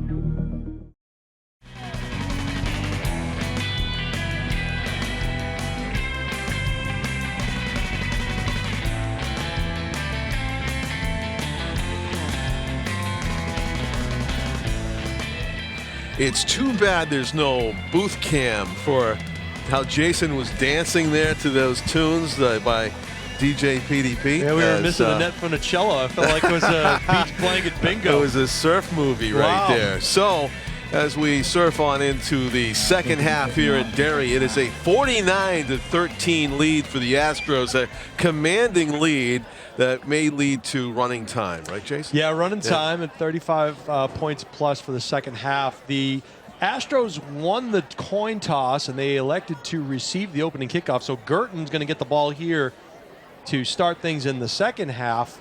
And we saw explosive plays, John, just by both teams, really. Of course, Pinkerton had a few more than Guertin, but you saw McDonough do what he's capable of doing, and I was really impressed with the offensive line for the Cardinals to protect, for the most part, McDonough. And but this Pinkerton team is just a machine. Tell you what, Matt Morrison has done the most to keep the ball out of the offense's hands of Pinkerton. Yeah, with all those runbacks. He's returned a couple of kickoffs and really changed the momentum, right? We talk about how when you score, that's a momentum changer, but to get it right back 10 seconds later, it really is a frustrating thing. And you can see just how important special teams is. It's a third of the game. Yeah, right after Mike McDonough had thrown those touchdown passes, a kickoff return for touchdown by Matt Morrison twice in the first half, leading to this 49-13, 36-point advantage. As a drop and a recovery by Ronan Balistreri, who runs it out of bounds over by the 23. I hope our man Dolan is okay. As do I. He had some great returns there. Took a few hits in the runbacks. He did. And right there, one of the things you talk about, you watch the height of that kickoff. And what the high kickoff does is it allows for your coverage team to get down the field and minimize the gain on that return. And so it was a really good kick. And Balistreri did a good job to get it back to the 20 after fumbling it a little bit at the onset. Mike McDonough starting out the second half on offense. Keeper, and he's pulled down just beyond the 20. Gain of maybe one on the play. Bring up second down. Yeah, it was a good read by James Caruso. He peeled off there from his linebacker spot, and he was responsible for the quarterback on that play. So a good read by him as 1 yard gain there by McDonough on first down.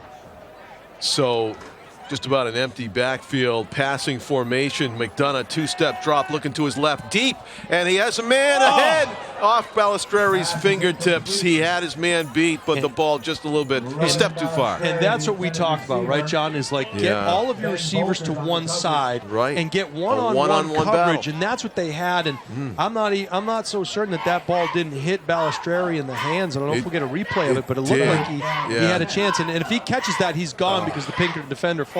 Game of inches. If he just, Mike had put a little more air on it, a little more arc on it, would have been an easy catch and run, I think, after the catch by Balistreri. Might have taken it, 75, 77 yards for a touchdown. You're going to go to the left. It's batted down.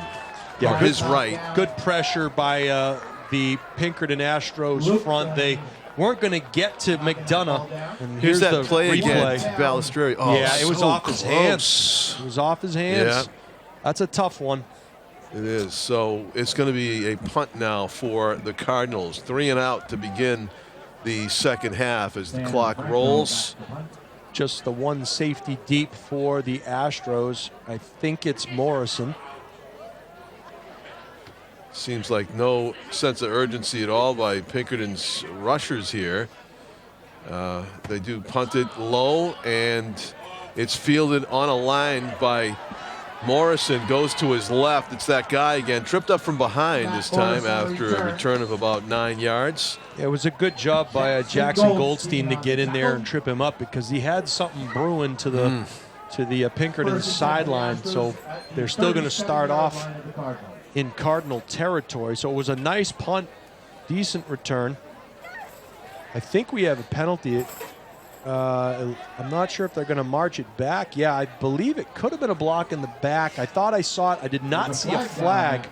There it is. It's at the 50-yard line. It looked like it could have been a block in the back, but I didn't see any yellow initially, so I didn't say anything. But that's going to help Guertin's cause. They're going to back the Astros up to the 40-yard line. Yeah, spot foul takes it all the way back to the 40. And the clock is running. So, yep. After the penalty reset, clock rolls. Pinkerton's first possession of the second half. We had a score early in the third quarter. It was 7-0. The Portsmouth Oyster River Clipper Cats over the Titans of Nashua North. Trap play there up the middle is swallowed up. Nice job by the interior of the Guertin defense. We haven't seen the trap play a lot, and that's, of course, my favorite play. I love the trap play, and Guertin did a great job of stuffing that play. So we have the battle of McDonald's right now. The sophomore quarterback, Aiden McDonald, is there for the Pinkerton Astros. There it is. There's at least 2 McDonald's in Derry, I believe, isn't there? I ate at McDonald's on the way here. You did? I did. I can't believe it. I can't believe You're it. revealing this? I can't believe I did, but I did. I hope you get endorsement money for this. I got a cheeseburger. I don't know. Do I get money from channel ETV? Aiden McDonald rolling out, being hotly pursued. He's going to float one to nobody. Out of bounds. So he did the job, though. He got it past the line of scrimmage, the sticks, and he was out of the pocket, so no grounding. So the message has to be the first half is behind you. You can't go back and replay it. So look at it as a 0-0 game. Come out, do what you do, generate some offense, play tough defense, and maybe try to win the half. And at this point, it's, okay, can we win this series of downs? You have a 3rd and 9 for Pinkerton. Pinkerton has not had very many third down and longs tonight, so this is a huge play for this Guertin defense. We'll see if they can step it up here. Pinkerton's quarterback, Aiden McDonald, under center, is going to hand it off, and breaking it to the outside, number 31 is Joseph Osanya. Osanya, the huge gain inside the 40 to about the 35-yard line of the Cardinals. He dropped his right shoulder and into Szymanski and put an exclamation point on that run, and that was just an isolation play. It was a delayed ISO. The fullback led up through there, and yeah, gain of 24 yards. I have. The ball was at the 41. I catch myself sometimes, John, and thinking that I probably shouldn't say anything heading into this third down. I blame myself. There you go. Yeah. 1st and 10 for the Astros. So some of the second unit people shining here for the Pinkerton as they get some touches. There's a handoff up the right side of the line. Big chunk on first down. That was Colin Gearing, a sophomore, going off the right side, picking up 6 or 7 yards on first down. So anytime you can get 7 yards on first down, that's a good thing. And then we have a score on the screen. Portsmouth now stretching out their lead, 20-0 in the third. That's big. We have word that both teams are playing their number 2 quarterbacks. Not sure as to why, but that is the word. So backups in the other game and in here too. And there's a handoff out to the outside, but for different reasons. That's James Knudsen, another sophomore. They just keep coming through the rotating door. Brian O'Reilly getting more personnel out there with this 49-13 lead in running time here in the second half. As we watch a replay of Knudsen's run, gets driven out of bounds after moving the chains. 1st and 10. Excuse me, John. This is a Pinkerton team that averages about 7.5 yards a carry throughout the entirety of the season. So, you know, when you're 2nd and 3, that's a great place to be. Right. And those 2nd and 3s turn into 1st and 10s real quick. Aiden McDonald, the handoff. spin move. Asanya is inside the 15. First down for Pinkerton. Yeah, nice job by Asanya running off the right side. Gets some good blocking at the point of attack, as you see here on the replay, and pulling guard, and the fullback kicks out, or the halfback rather kicks out, and he doesn't get touched till the second level. 1st and 10 for the Astros.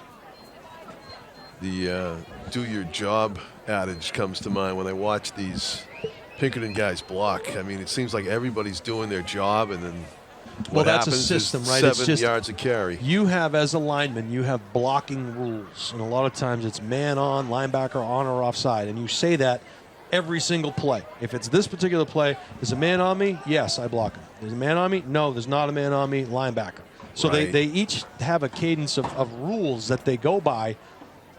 And it's opening up some holes for the second unit here. Inside the 5 goes number 88. It was 88 on that one. Again, it was Guertin. Gearing.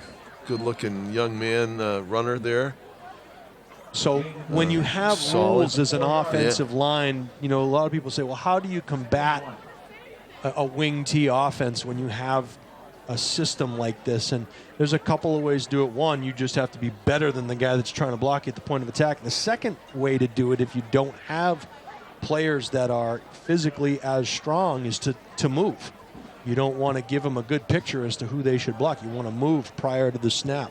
Easier Pinkerton, said than done. Quick to the line, quick snap, handoff. Osanya plowing, being pulled back, not over the goal line, short of the goal line. Great job by the couple yards. interior of that Guertin Yeah. defense to keep him out of the end zone. And, you know, this is a pride thing right here. You don't want to give up a score to this Pinkerton team, to this second offensive unit. Dominic Grandi and Diego Mendes in on the stop there for the Cardinals up on the front of the line. You see 68, 68 and 60. Dominic Grandi, just a sophomore himself. He's a big boy on the defensive line. Yeah, Busquet, Fox, Neal, Chimalecki, those guys have all done a good job for up front all year long. And there's another good stop by the defensive line. Let's see if Grande's in on that one as well. 73 in on the stop. Yeah, that's for Sam BG. Fox. Sam Fox, senior. Yep. Defensive lineman. You know, when their linebacking cores played hard all year, Schmidt, Yeah. Holmes, and Joe Franco Neal, and- another senior up front. This is, Jason said, some pride on the line here on third. It's only second down? It's second and goal. They got a Second and first goal. down. Oh, They didn't get no in, but kidding. they got a first down. Oh, So. and that 2 plays ago, yeah. And so this is all about pride right here. You want to keep these guys out of the end zone. And Pinkerton going right back at it, Yeah, trying no to go. soup for you. Yeah. Osanya driven to the turf and holding the ball up like he took it away. Diego Mendes, did that even hit the ground, or did he just take it away from him? I don't know, but it's going to bring up maybe got a half a yard there. So it's a third and goal now from about the 1. Yeah, third and goal. So a good job by this front of Guertin, in addition to the linebackers firing up in there. Of course, Pinkerton making it kind of predictable here what they're going to do. Well, as we talked about, right, John, you run what you run. Yeah. The plays are what they are, and you're not going to, there's no bag Not of gonna tricks throw it. necessarily. That's why you want to get up on them, because, if you can get up, then you limit what Here's you the do. handoff, and that one doesn't get in. Fourth down. It's going to be fourth down coming up here. Osanya, they're well short. You can see him getting up at about the 2, handing the ball over. And they've constantly tried that right side. And here's what I wonder. I wonder if they're going to let a quarterback keeper on the outside, kind of makes sense at this point, Well, you sell out, right? This is where you sell. You've tried that right side, and we're going to get a timeout here. Oh, it's the end of the quarter already. That is what you call. Excuse me, end of the quarter. That's not just running time; it's speeding time. So we're going to head into the fourth quarter. It's going to be a 4th and goal from the 1 for Pinkerton, as BG trying to get a goal line stand here. Hey, we didn't win the quarter, but that was scoreless, right? Take your victories where you can get them. That's it. That's it. Yeah. I mean, if you had DraftKings, there'd be a scoreless quarter here in Derry tonight. You just cashed in. You know, I think the thing is, and let's talk again about, this is a Bishop Guertin team that has returned to exactly where they were a year ago, with a lot of different players, with an offensive line that's brand new, with defensive players that are new, and not just that, completely different systems offensively and defensively. They weren't running these schemes a year ago. Yeah. So in a year's time to have all those changes and get to a point where you're 7-3 in the quarterfinals of the Division I tournament, that's a pretty good thing. And I know that's going to feel like, you know, a silver lining kind of a statement, but you know, you have to look at it and say, hey, you know, we had to go to play the #1 team in the state, and we gave it our best shot. And it, you know, you just ran into a buzzsaw here. I mean, that's for lack of a better term. This is a team that's firing on all cylinders. A little bit of a drama here right now, 4th and 1. Well, this is a game within the game. You don't look at the scoreboard. You don't look at the time. This is a 4th and 1, and we got a chance to keep them out of the end zone. Let's see if Aiden O'Connell sprints out to the side as Jason ISO, predicted. Oh, he's in. Great block in there for Asanya. And I'll say this about that. They tried the right side of the offensive line, left side of the defense, 3 straight carries and couldn't get it. Where was the bread and butter? Left the side. isolation play to the left has worked several times here tonight, and they just went back to it. So what's working, let's do it. And, of course, what you say is, all right, if we don't score, we got BG on their own 1-yard line. Yeah, Colin Gearing with a key block there to help spring Osanya, who walked in untouched. You get the lighted batons the lighted, here. Look at that. Majorettes. There's the kick. It's Ooh, no no good. The first no good point after touchdown. 55-13 is the score as we've got running time here in the 4th quarter in Derry. 55 points for the Astros is basically par for the course. They've been putting up very similar scores most of the season. As we said, it was only Londonderry and Salem that played them tough 1-score games at the final whistles. But, you know, there's sometimes you see these teams that you think, oh, they really don't belong in this division. BG is a quality Division I team. Pinkerton needs to play college Division IV. I mean, this is a great team we're looking at here. You know, here's the thing. And look at the depth. There were, I hesitate to say down years, but I remember there were times when Pinkerton was, you know, 7-3 or 5-5. Okay. There were times when they missed the tournament. They were few and far between, but the seasons did happen, and there are times when you do have lulls. Sure, yeah. But when you run a system and you have an expectation and you know what it's supposed to look like, and you're running it from the young, you know, Pop Warner or middle school league level all the way up through, you know the terminology, you know the expectation, and you see what has occurred, you know, before you, and you want to keep that tradition alive. Low bouncer is going to be picked up by nice move there. Guertin and hit to the turf at about the 28th. You see some contact well away from the ball at midfield. What's going on there? Someone wanted to block the kicker, I guess. Yeah, I don't know. Guess so. Not sure, but at any rate, it'll be 1st and 10. Guertin from their own 30-yard line. Yeah. So see if Mike stays in the game. Mike McDonough. He's had a heck of a year. He sure has. And we mentioned, you know, he's thrown for a ridiculous amount of yardage. Thousands of yards. 2,000, over 2,000. Right. There's a handoff on 1st down, and they're outside the 35. A.J. Holmes on the carry. A.J. Holmes. It'll be 2nd down and 4. Yeah, 22-73. He's completed 65% of his passes throughout the course of the year, which is, you know, that's impressive. And you're playing against, again, the best competition in the state.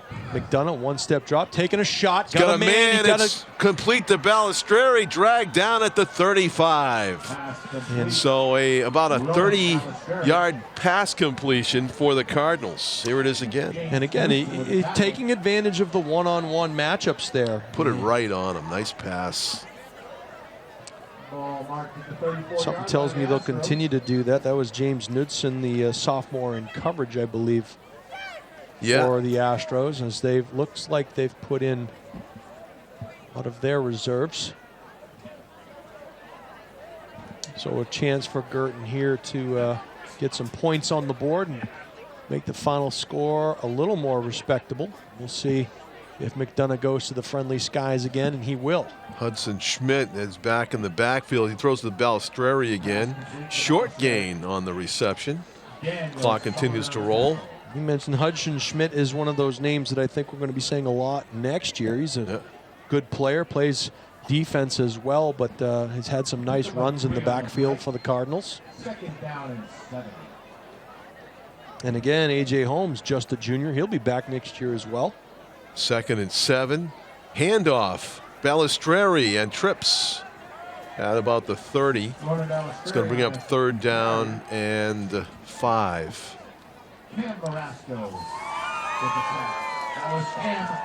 So Cam Marasco on the tackle for Pinkerton. 8:20. Clock continues to roll. Guertin going to finish their season at 7-4, quarterfinalist in Division I. Coach Anthony Nalen's first playoff win a week ago against Dover in a real fun game to watch. Slant route there. Complete. It is. 1st down at the 20. And that was Franco. Yeah.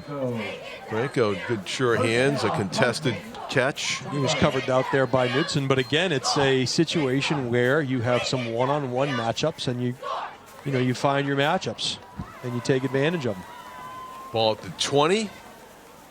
BG has a chance here to get the put 20 points up in this one.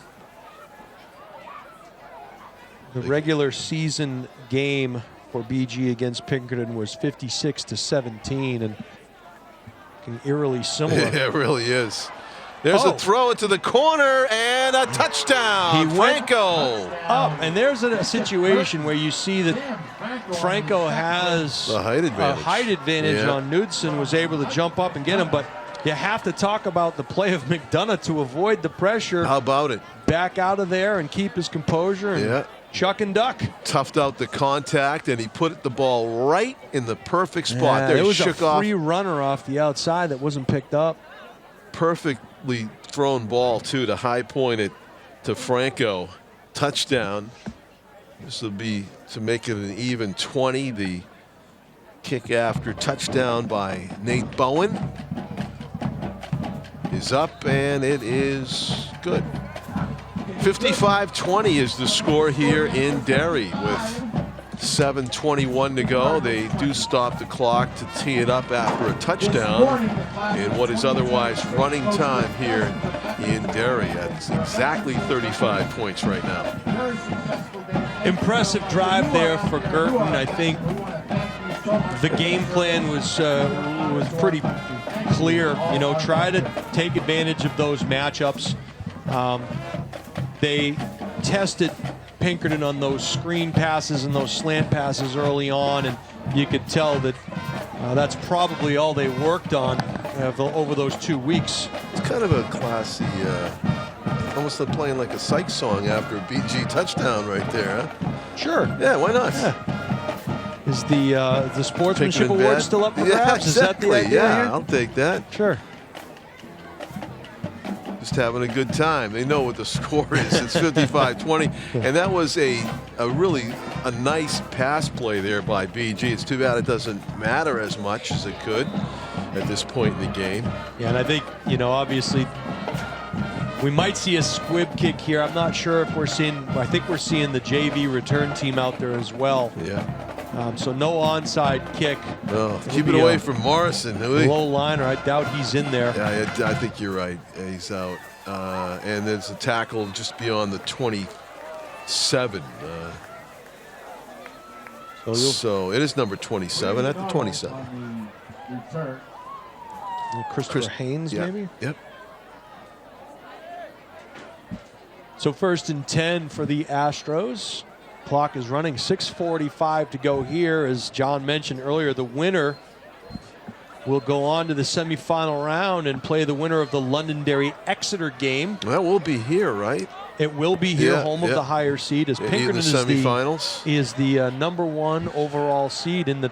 I thought I saw that the final location on the 25th, the Saturday, November 25th, is the championship game for Division I, is to be determined. I believe that is the case. Oh. I think they're waiting to see who is in it, Uh-huh. so they don't give home field advantage to someone who might be left. Yes. That play swallowed up by the interior of the Guertin defense. So in other words, if Pinkerton makes it to the finals, Right. they probably won't have it at Pinkerton. I'm thinking, Yeah. I know it used to be you always had it at the home of the higher seed back before they went to UNH all those years ago. But, you know, I think they like to rotate it around. Love to see it at Stellos. Uh-huh. But Might be.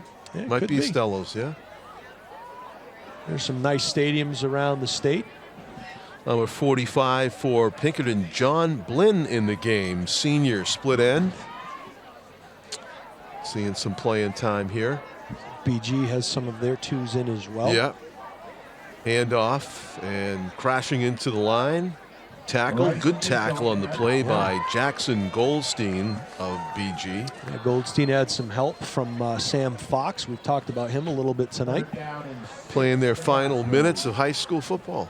Yeah, these seniors have nothing to be ashamed of. They've had a great year of football. Yeah. And, they've really had to work hard to grasp a new offense, a new defense, new coaching styles, and to get back to the same place and to get back there with a playoff win is extremely impressive. So hats off to Coach Nail and his staff.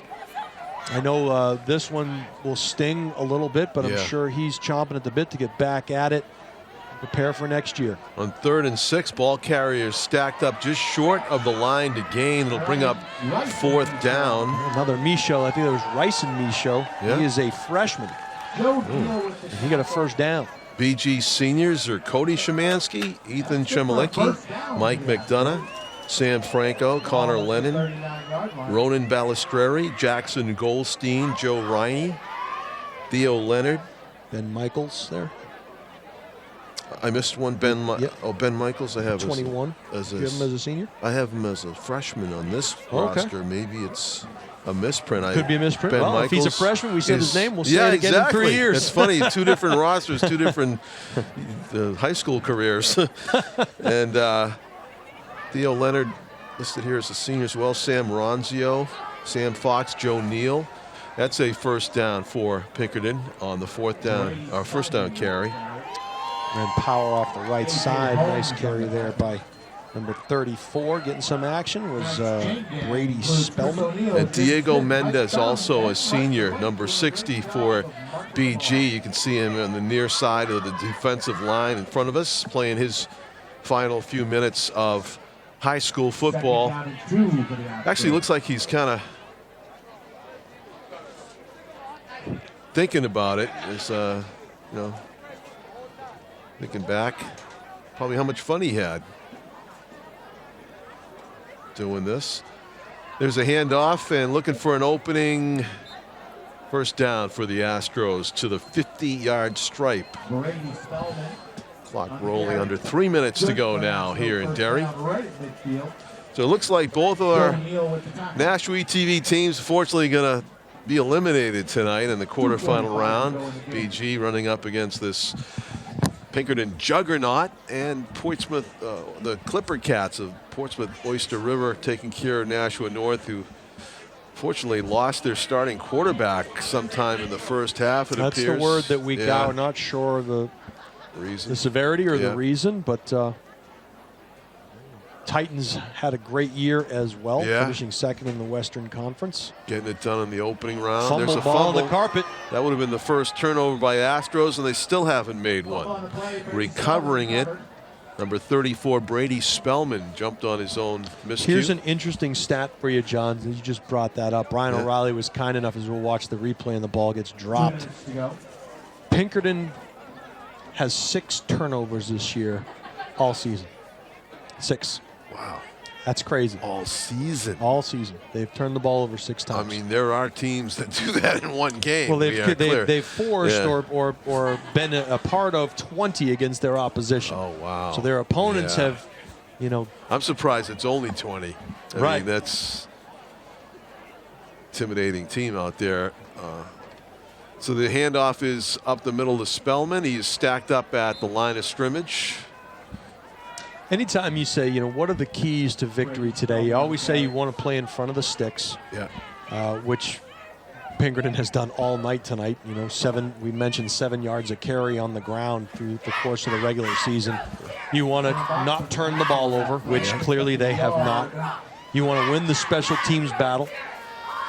And you want to play solid defense. Yeah. And they've checked all of those boxes off. And you don't get to be the #1 seed in the state without having done those things. There's a formula that works. They've found that formula, and they have the kids that can do it year after year. And well, as the Bruins announcer likes to say, 1 minute left in the period. There's actually less, 35 seconds, and not much.